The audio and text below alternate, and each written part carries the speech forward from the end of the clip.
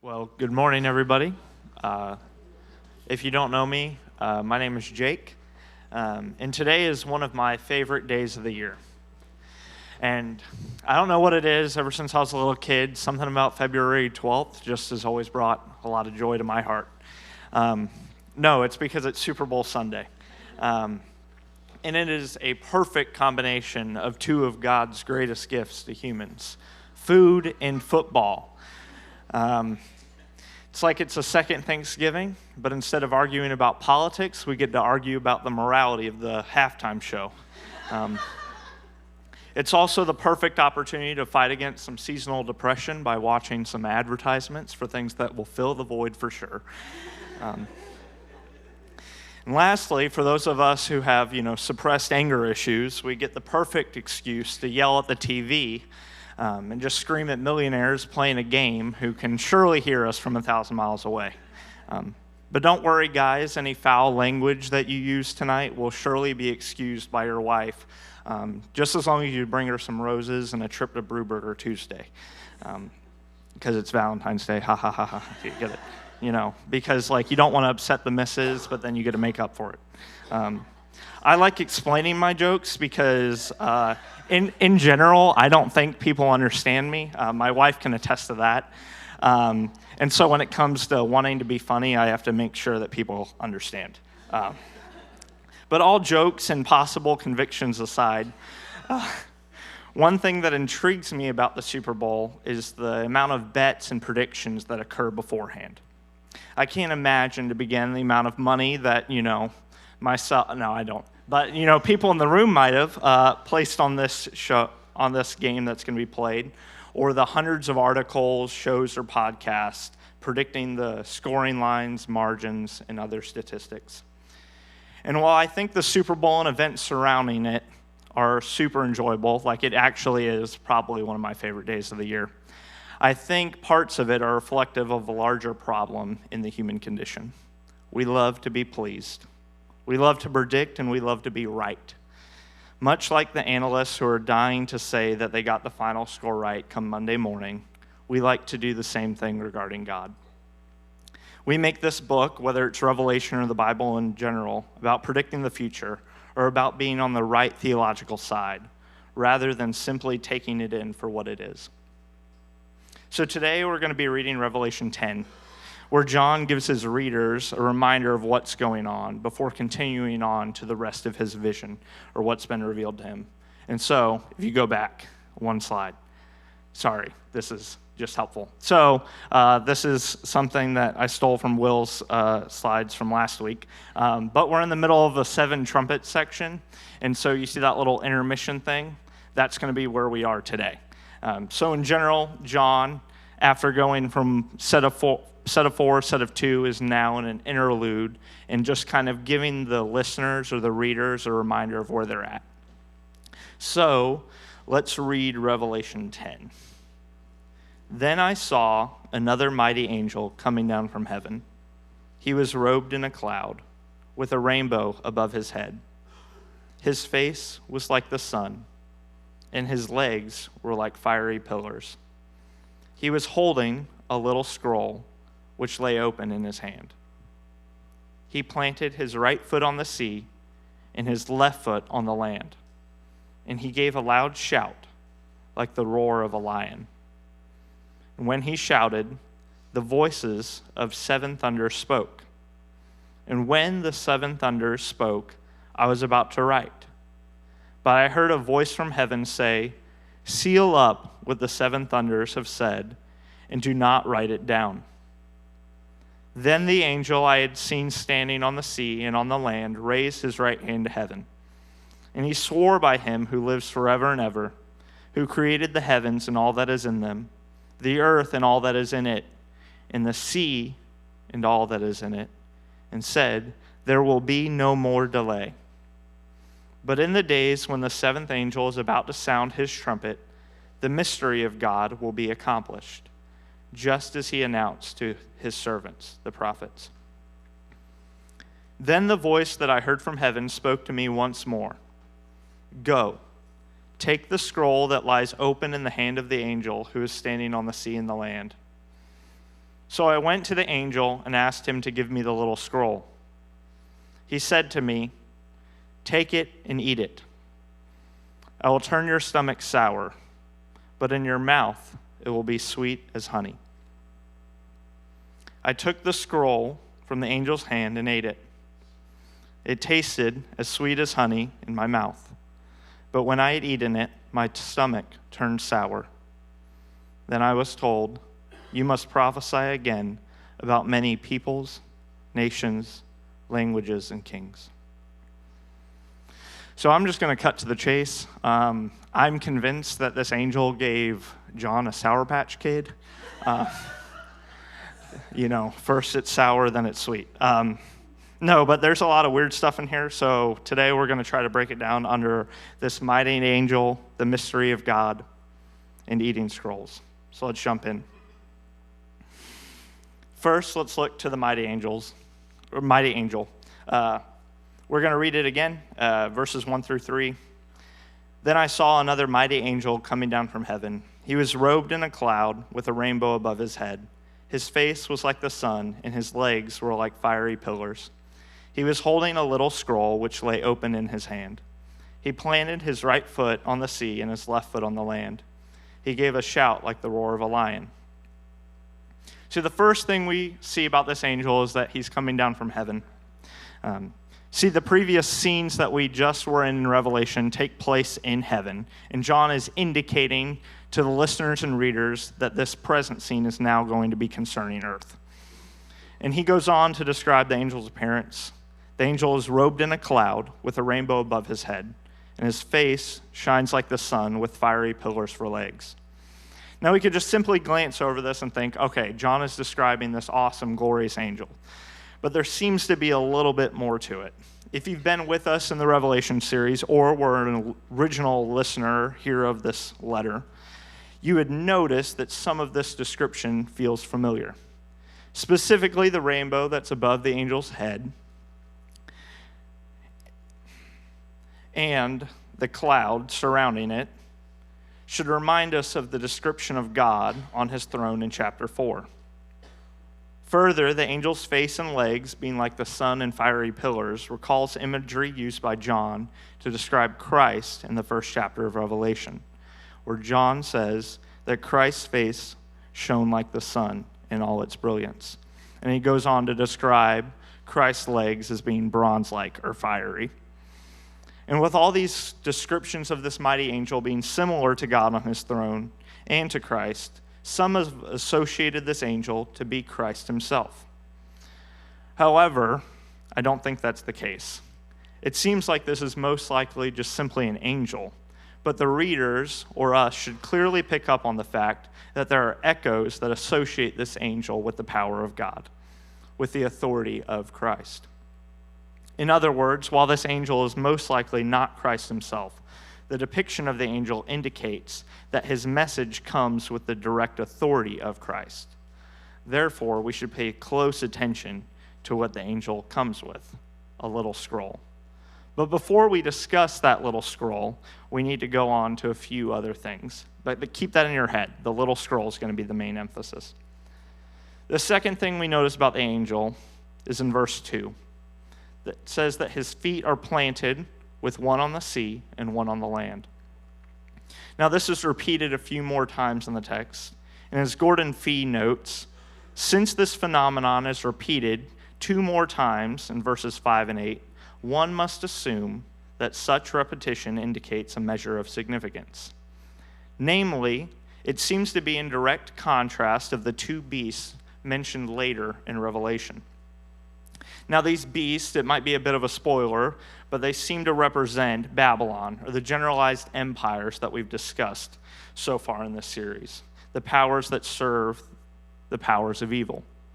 Therefore, what John seems to be doing in this repetition of the phrase, 1 foot on the land, 1 foot on the sea, is reminding his readers, reminding us that God is the one who is in control of both the land and the sea. He, after all, is the, bless you. Yeah, you got it, Jamie. Jamie makes really good coffee, by the way, at Mission Grounds. You should go there. I also work there, so shameless plug. Anyway, God is the creator of both land and sea, and John is reminding us that he is still in control. And he goes on to say that this angel roars like a lion. Doesn't say what the angel roars, but that it roars like a lion. And it seems to be another direct echo from the voice of God described in places like Amos, Hosea, and Jeremiah. John then in this text, right from the get-go, is not just mentioning that some angel came down with a scroll and shouted at him. Rather, it seems that this depiction of this mighty angel is thoroughly intentional. The readers and hearers of the text are meant to be reminded that in the midst of these visions and revelations of John, that in the midst of these trumpets, that God is still the one who is all-powerful. God is the one who is in control of the land and the sea. Now, before we get back to that little scroll, we need to look at what happens next, concerning our second point, the mystery of God. The rest of verse 3 through 7 reads, "When he, being the mighty angel, shouted, the voices of the seven thunders spoke. And when the seven thunders spoke, I was about to write, but I heard a voice from heaven say, 'Seal up what the seven thunders have said, and do not write it down.' Then the angel I had seen standing on the sea and the land raised his right hand to heaven, and he swore by him who lives forever and ever, who created the heavens and all that is in them, the earth and all that is in it, and the sea and all that is in it, and said, 'There will be no more delay.' But in the days when the seventh angel is about to sound his trumpet, the mystery of God will be accomplished, just as he announced to his servants, the prophets." Bless you. I don't know who it was, but we're giving all the blessings out today. So if you want to be blessed by God, keep on sneezing. I don't know. So the first thing we see in this portion of the text is that after this angel's shout, these seven thunders start to speak to John. But before John can write any of it down, he hears a voice from heaven telling him not to. This does not make sense just in and of itself. In regarding who these seven thunders are, unfortunately, there is no indication from the Old Testament or any surrounding literature as to what they might be. So it's for us to kind of guess and, unfortunately, probably not figure out. Further, we don't get to know what these thunders said to John, as John is clearly told not to write it down. Now, if you're anything like me, this is troubling. I want to know exactly what was said. I want to know, okay, what did these thunders tell John? Did they tell him something more about God's mystery that's going to be revealed? Questions pop into my mind about how this could reveal more information to me. In fact, many scholars have speculated about what these thunders might have said. However, this is clearly the exact opposite point of the text. But unfortunately, we're often more concerned with the questions of what rather than who or why. We make Revelation, we make the Bible about predicting the end of the world. We want to be in the know. We want information about the mystery of God, and we want to know information about God's plan or God's will for our lives rather than to know God himself. And I think the text here is forcing us to trust in the messenger of God, to trust God even in the mystery, even when we don't know the outcome. But nonetheless, much like those watching the Super Bowl, we'd rather predict what these thunders might have said rather than just sit and enjoy and hear. However, we do get some encouragement about the mystery of God, although it is a mystery in the later verses. After the angel's foot placement is yet again mentioned, the angel swears in the power of God that the mystery of God will soon be accomplished, that there will be no more delay. While we would assume that this delay, is a long period of time. It's like the whole hey, this is going to happen soon, and 2,000 years later, we're still standing here. That was kind of a joke. I know it's often been told, but John might have expected these things to happen soon to him, but this lack of delay seems directly connected to the sounding of the seventh trumpet. But rather than predict again what or when this trumpet will sound or accomplish, we need to rest in the promise of God here, that this mystery, this revelation will soon be accomplished. The same mystery that has been revealed to and through his prophets, like those in the Old Testament, and assumedly John. For us then, rather than predict the exact mystery of God, we should rest in God himself and trust that through John here, through the prophets, this mystery will be revealed to us in time. However, it's important to note here that John, like we're being told, is not telling his readers that this mystery is going to be accomplished right then and there, but rather it will soon be accomplished.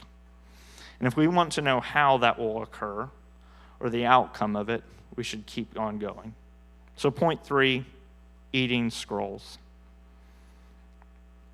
You remember I told a little while ago, remember this little scroll? I would hope so. It was like 5 minutes ago, so we're going to go on and talk about it.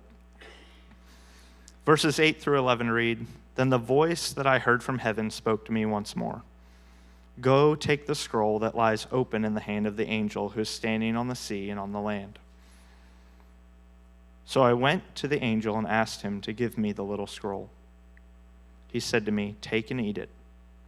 It will turn your stomach sour, but in your mouth it will be sweet as honey." I took the little scroll from the angel's hand and ate it. It tasted as sweet as honey in my mouth, but when I had eaten it, my stomach turned sour. Then I was told, "You must prophesy again about many peoples, nations, languages, and kings." See, after being told to take the scroll from the angel, John asked for it and is told to eat it. Although it will turn his stomach sour, it will taste as sweet as honey. Like most of the strange things in Revelation, this is a direct echo from the prophets, specifically Ezekiel 2, 8 through 3. So we're going to read this again just to see the correlation. This Ezekiel verse reads, "But you, son of man, listen to what I say to you. Do not rebel like that rebellious people. Open your mouth and eat what I give you." Then I looked, and I saw a hand stretch out to me. In it was a scroll, which he unrolled before me. On both sides of it were written words of lament and mourning and woe. And he said to me, "Son of man, eat what is before you, eat this scroll. Then go and speak to the people of Israel." So I opened my mouth, and he gave me the scroll to eat. Then he said to me, "Son of man, eat this scroll I am giving you, and fill your stomach with it." So I ate it, and it tasted as sweet as honey in my mouth. John then, just like Ezekiel, in preparation to prophesy or share the message of God with God's people, is asked to eat a scroll. This scroll then seems symbolic for the message of God, his mystery. So before a prophet such as Ezekiel or John can prophesy, they're told to take in God's message. Which leads me to something I've been thinking about recently. We don't do enough prophesying here at Sojourn. That's why instead of doing communion with bread today, Kristen has graciously rolled up some paper scrolls for us to eat. And trust me, after the first chews, it's not too bad. So if you want to be more like Ezekiel or John, you're going to want to do it. No, we won't be eating more scrolls. But John, one thing that he is told is that eating this scroll will turn his stomach sour. Much like eating paper, if we were to do it, would probably turn our stomachs.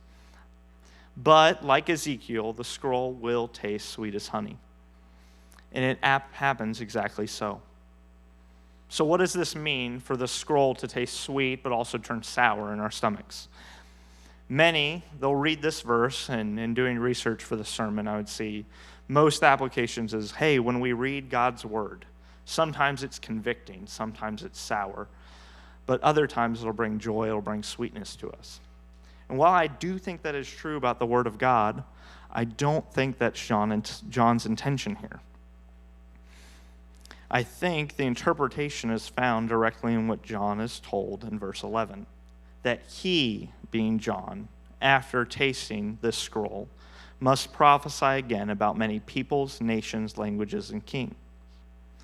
So in keeping in line with the whole of the letter, John is being told that this sweetness, this sourness, will be regarding his prophesying. Prophesying that John will not only go on to share with the 7 churches, but to also many nations and peoples. So the word, the message, the mystery that John is sharing is one that is both sour and sweet. It is sour because it is hard news that there will be further suffering of those who choose to follow God. It is sour because beasts, empires of this world or other that are set to destroy and inflict pain on those belonging to God will be destroyed. That contrary to their own quest for power and destruction, they will in fact face destruction themselves. But this word given to John is also a sweet one. Sweet because that for those who trust in Jesus, there is hope. Empires will fall. Pain and suffering will end. That one day, when we meet Jesus, he will wipe every tear from our eyes. So then rather than see this as simply just God's word being one that is sour and sweet, we should know that the entire message, the mystery of God that we're caught up in trying to understand, trying to predict, has been told to us. That there is hope.